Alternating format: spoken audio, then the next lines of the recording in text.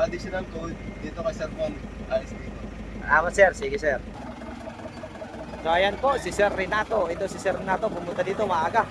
Mag-a-add siya ng code C. Yan, so sa code 3 kasi natin may dalawang code po. Yung C sa D. Yung C para sa straight track, yung D para sa bus. Yan. So sa mga interesado dyan, mag-additional lang 3 CD pala. Wala na kasi tayong 3 CD na.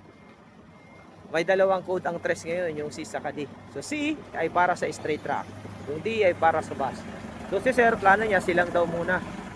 So tsaka na lang yung bus daw, hindi pa naman daw siya magbabas. Yan. So ano bang requirements? Kailangan may code 2 kayo, at least 4 years na po. Si Sir naman is may expired na, matagal na siyang may code 2, 4 years na higit. So 5 years na nga kasi renewal na siya. Yan, kaya pumunta na siya dito para mag PDC. So after PDC po, kailangan nang mag LTO.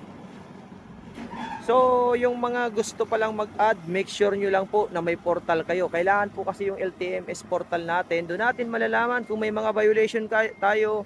Importante po na nabubuksan natin yung portal. So nakikita po yung portal.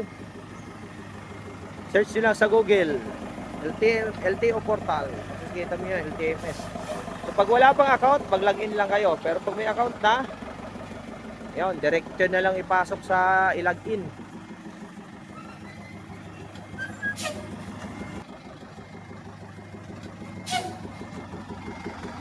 Shoutout sa mga estudyante ko dyan na nagre-recommend sa akin. Maraming salamat.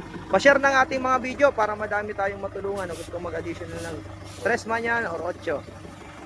Shoutout sa inyo.